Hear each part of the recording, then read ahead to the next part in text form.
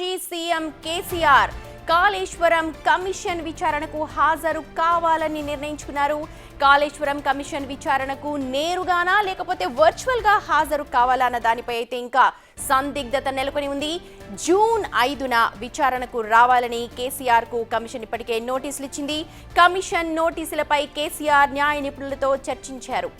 ప్రస్తుతం కమిషన్ విచారణకు హాజరు కావాలన్న నిర్ణయం కేసీఆర్ తీసుకున్నట్టుగా తెలుస్తోంది. అయితే వర్చువల్ గా అంటే ఆయన స్వయంగా వెళతారా లేకపోతే వీడియో కాన్ఫరెన్స్ ద్వారా ఏమన్నా జాయిన్ అవుతారన్న దానిపైన అయితే క్లారిటీ లేదు. కానీ కమిషన్ ముందు హాజరవడానికైతే డెసిషన్ తీసుకున్నట్టుగానే మనకు సమాచారం ఉంది.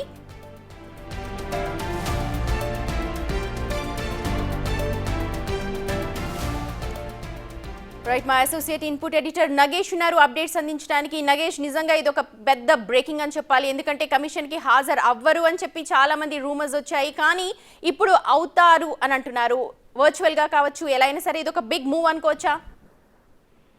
ఖచ్చితంగా. ఎందుకంటే మాజీ ముఖ్యమంత్రి కేసీఆర్ కాళేశ్వరం కమిషన్ విచారణకు హాజరు కావాలని చెప్పి నిర్ణయించుకున్నట్టుగా బయటకైతే వాళ్ళు ఒక న్యూస్ ని స్ప్రెడ్ చేస్తారు. ఎందుకంటే కాళేశ్వరం కమిషన్ విచారణ మళ్ళీ ఇంతకుముందు 2 నెలలు పొడిగించారు. కానీ ఇప్పటికే విచారణలో గతంలో ఉన్న మాజీ ఐఏఎస్ అధికారి రజత్ భార్గవ్ కావచ్చు, మాజీ ఈఎన్సీలు అప్పుడు కోదండరాం కావచ్చు, వి ప్రకాష్ కావచ్చు, చాలా మంది నీటి రంగ నిపుణులందరూ కూడా కాళేశ్వరం కమిషన్ ముందు హాజరై వాళ్ళ వాదనను వినిపించారు. ముఖ్యంగా కాళేశ్వరం సంబంధించి మేడిగడ్డ ప్రాజెక్టు ఆ నిర్మాణ పనితీరు, పగుళ్లు కావచ్చు, అప్పటి డిపిఆర్ ని ఇవ్వడం కావచ్చు, ఏదైతే ఆ కాళేశ్వరం ప్రాజెక్టు నిర్మాణానికి సంబంధించిన స్కెచ్, ఇవన్నీ కూడా ఖచ్చితంగా అప్పటి ముఖ్యమంత్రి హోదాలో కేసీఆర్ సమాధానం చెప్పాల్సిన అవసరం కనిపిస్తుంది. ఎందుకంటే చాలా మంది ఈఎన్సీలు, రజత్ భార్గవ్ కావచ్చు, చాలా మంది అంటే కోదండరాం లాంటి వ్యక్తులు కావచ్చు, వీళ్ళందరూ కూడా కేసీఆర్ స్వయంగా డిజైన్ చేశాడు, కేసీఆర్ ప్రతి ఇష్యూని దగ్గరుండి చూసేవాడు, కేసీఆర్ స్వయంగా కాళేశ్వరం నిర్మాణానికి సంబంధించి ప్రాజెక్టు సంబంధించి మొత్తం డిపిఆర్ తయారు చేయడం, కేటాయింపులు జరపడం అవన్నీ సొంత నిర్ణయం అని చెప్పి వాళ్ళందరూ కూడా కాళేశ్వరం కమిషన్ ముందు వాళ్ళ స్టేట్మెంట్ ఇచ్చారు. ఆ స్టేట్మెంట్ల ఆధారంగానే ఈ విచారణ మొత్తం కేసీఆర్ చుట్టూ జరుగుతుంది. కేసీఆర్ క్లారిటీ ఇవ్వాల్సిన అవసరం కనిపిస్తుంది.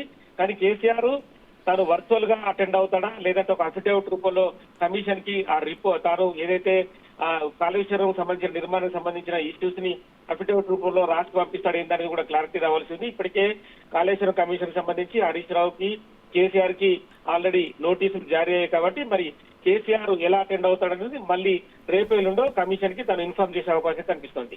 నగేష్, అంటే పార్టీలో ఇప్పుడు అంతర్గతంగా ఇప్పుడు ఎవరైతే 3 పేర్లు చెప్పారో వాళ్ళందరూ కూడా కమిషన్ ముందు హాజరు కావాలి అని అన్నారు. కొంచెం ఘాటుగా కూడా కమిషన్ స్పందించింది కదా ఈ విషయానికి సంబంధించి? ఖచ్చితంగా స్పందించింది. ఎందుకంటే కాళేశ్వరం విచారణకు సంబంధించి గతంలో స్టే అంటే హైకోర్టు, సుప్రీంకోర్టు వెళ్ళి కూడా తాను విచారణకు సంబంధించి స్టే తెచ్చుకున్నాడు. సో అప్పుడు కమిషన్ అప్పుడు సైలెన్స్ అయింది. తదుపరి ప్రభుత్వానికి విజ్ఞప్తి చేసి కాళేశ్వరం కమిషన్ సంబంధించిన రిపోర్ట్ ఇప్పటికే ప్రభుత్వానికి అందజేయాలి. కానీ కేసీఆర్ హాజరు కాకపోవడం వల్ల డిలే అవుతుంది. ఈ క్రమంలోనే మళ్ళీ నోటీసులు జారీ చేశారు. ఎందుకంటే అప్పటి నీటిపారుదల శాఖ మంత్రిగా ఉన్న హరీష్ కావచ్చు, అప్పటి ఆర్థిక శాఖ మంత్రి ఈటల రాజేందర్ కావచ్చు, అప్పటి ముఖ్యమంత్రి కేసీఆర్ కావచ్చు, వీళ్ళ చుట్టే విచారణ సాగుతుంది. ఎందుకంటే ఆర్థిక శాఖ మంత్రి ఈటల రాజేందర్ కేటాయింపులు జరపడంలో చాలా ముఖ్య పాత్ర పోషించాడు. హరీష్ రావు అయితే గ్రౌండ్ లో ఉండి కాళేశ్వరం నిర్మాణానికి తనే ముందుకెళ్లాడు. కానీ డిజైన్ గానీ, డిపిఆర్ గానీ, మిగతా వ్యవహారాలన్నీ కూడా ఖచ్చితంగా అప్పటి ముఖ్యమంత్రి హోదాలో కేసీఆర్ ఈ విచారణకు హాజరు కావాల్సింది. Right Nagesh, thank you so much. మొత్తానికి జూన్ నెల బీఆర్ఎస్ కు చాలా కీలకం కాబోతోంది. జూన్ 5వ తేదీన కమిషన్ ముందు హాజరు కావాలని ఇప్పుడే కేసీఆర్ నిర్ణయం తీసుకున్నారు.